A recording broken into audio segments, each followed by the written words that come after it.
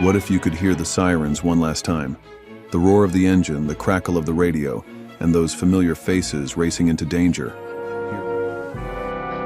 Man, I never thought anybody'd find me here.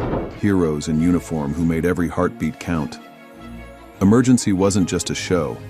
It was a lifeline, a pulse, a memory stitched into the fabric of 70s television. I'm all over my hands, my feet.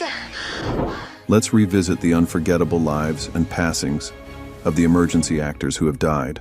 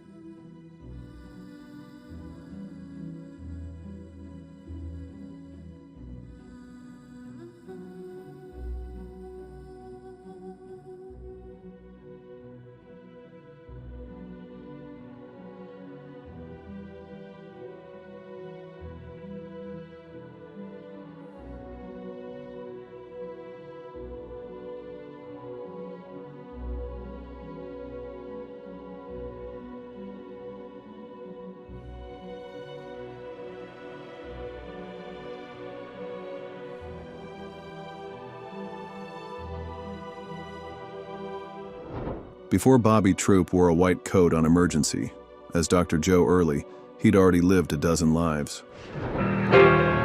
Here comes old Dr. Brackett. Born in 1918 in Harrisburg, Pennsylvania, Troup was a jazz musician, W-WAG Marine captain, and the man behind the iconic hit, Get Your Kicks On, Route 66. Get your kicks on Route 66. He also penned Daddy, made famous in 1941. Raised around music thanks to his pianist father, Troup studied economics at Penn before joining the Marines, where he trained African-American recruits and founded their first band. No gal maid has got a shade like sweet Georgia. From film roles to jazz stages, his presence on Emergency from 1972 to 1979 brought calm authority, likely shaped by a life lived in full. Off-screen, he shared real chemistry with wife and co-star Julie London. Bobby Troup passed away in 1999 at age 80, leaving a legacy that hums through TV history and smooth jazz stations alike. Once before.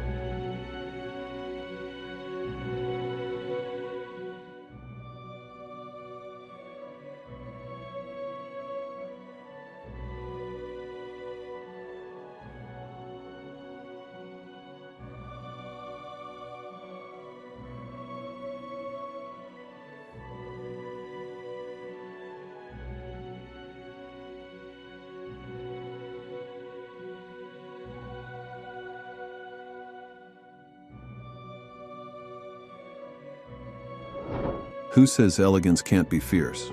With just a whisper, Julie London could silence a room. Born in 1926 in Santa Rosa, she was a smoky-voiced jazz icon, best known for her sultry hit Cry Me a River. On camera #1 is the end. This is sung especially for you, Jack. You'd be so... Before Emergency made her a TV fixture as Nurse Dixie McCall, Julie had already conquered Hollywood, first as an actress in the 40s, then as a singer in the 50s, thanks to her husband Bobby Troup's encouragement. Her debut album, Julie Is Her Name, sold over 3 million copies. Fly me to the moon and let me play among the stars. But in 1972, she traded the stage for Scrubs, bringing toughness and grace to Emergency as its emotional center. Figuring the parents for 2, I'll need 4 more donors. And I think I know just where to get them. Off-screen, the warmth she shared with Bobby made the show feel real. After battling health issues, Julie passed away on October 18, 2000. She was the calm in chaos, cool under pressure, on screen and in life.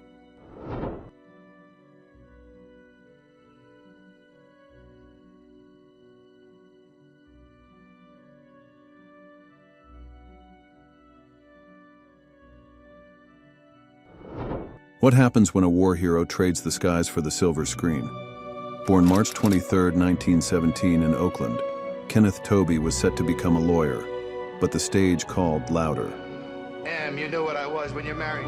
While studying at UC Berkeley, he drifted into theater and soon trained in New York alongside Gregory Peck and Tony Randall. During World War II, Tobey served as a rear gunner on a B-25 bomber. After the war, he returned home and stepped into Hollywood. Now look! If someone doesn't start doing something fast, those kids are going to start dying. He became a staple of 1950s sci-fi, starring in cult classics like The Thing from Another World and It Came from Beneath the Sea. TV welcomed him too. He soared as a chopper pilot in The Whirlybirds and made memorable appearances in Emergency, 1975, Adam 12 and I Spy. With over 200 credits, Tobey often played the steady hand, police chiefs, colonels, commanders. Kenneth Tobey passed in 2002 at age 85, leaving behind a quiet legacy of strength, presence, and resilience.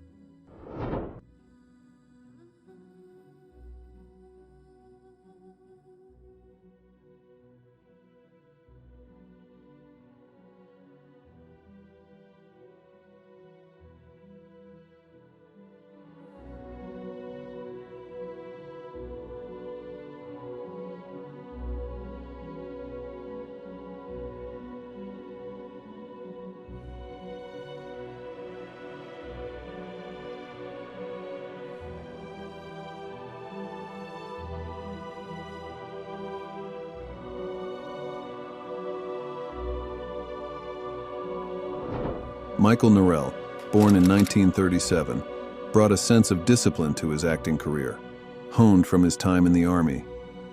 As Captain Hank Stanley on Emergency, he was the calm in every storm, the trusted voice of reason at Station 51. What do these guys pay you?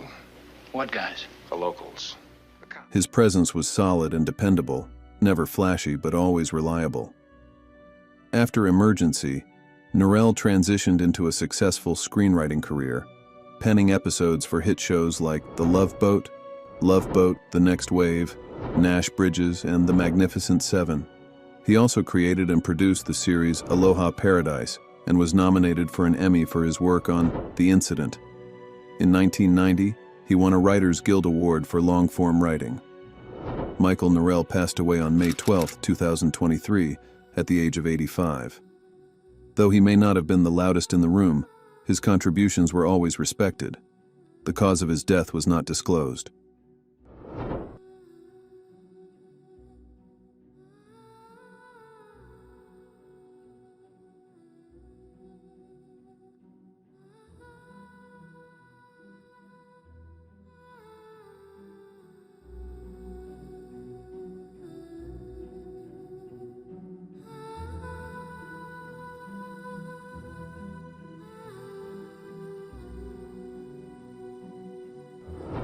Who is the man behind that iconic beard on Rawhide?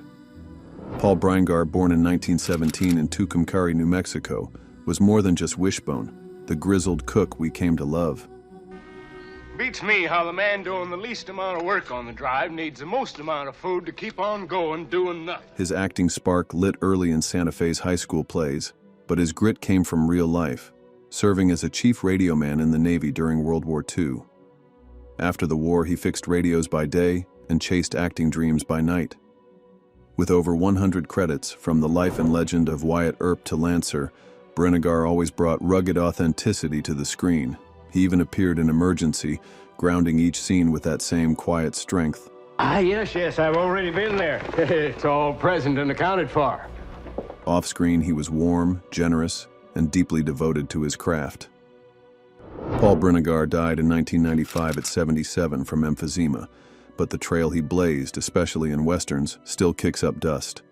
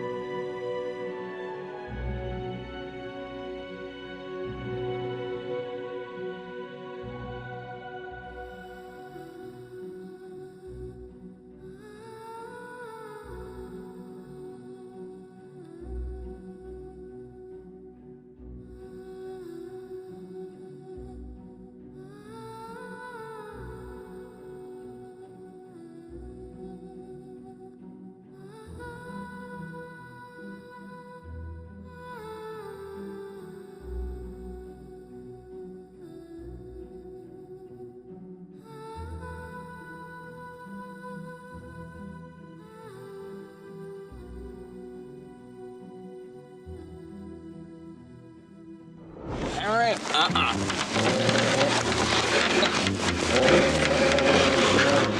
What's a firehouse without its prankster? As fireman Chet Kelly on Emergency, Tim Donnelly was the comic spark in the chaos. Born in 1944, Donnelly's quick wit and lovable antics made Chet the heart of Station 51. Whether pulling pranks or rushing into danger, You really don't trust me, do you? he brought a warmth fans never forgot. Behind the scenes, it was a family affair. His brother Dennis Donnelly directed multiple episodes, adding even more heart to the show's legacy. Before Emergency, Tim cut his teeth on Dragnet and Adam 12 under the guidance of Jack Webb. His film roles, The Toolbox Murders, The Clonus Horror, cult classics in their own right. After stepping away from Hollywood, he found peace in Santa Fe. Tim Donnelly passed away on September 17, 2021 at 77, after surgery complications. Funny, fearless, unforgettable, Tim brought heart to a show built on saving lives. Rest in peace.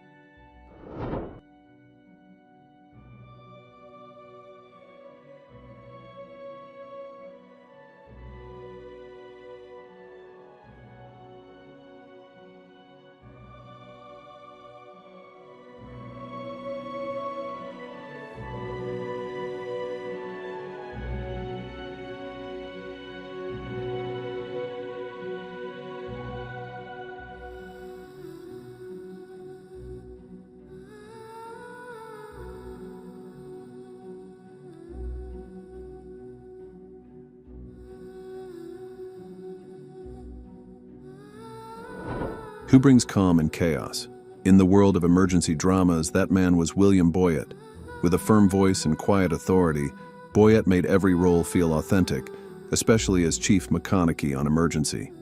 Born in Akron, Ohio in 1927, he seemed destined to wear a uniform. Whether in Adam 12, Dragnet, or countless others, he played cops and commanders with a steady hand and a heart of gold.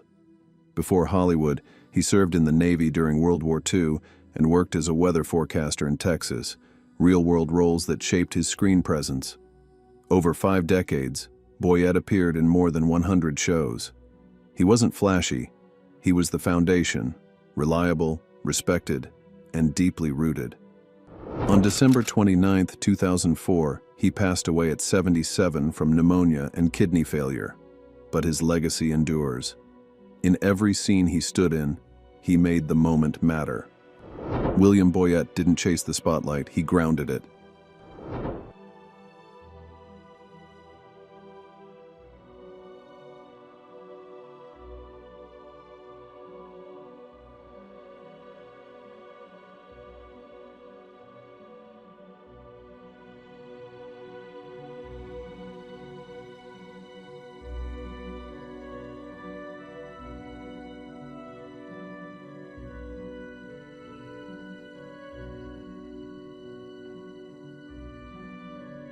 The sirens have long faded, the calls have gone quiet, and yet their impact endures. These actors gave life to a series that taught us about courage, sacrifice, and heart.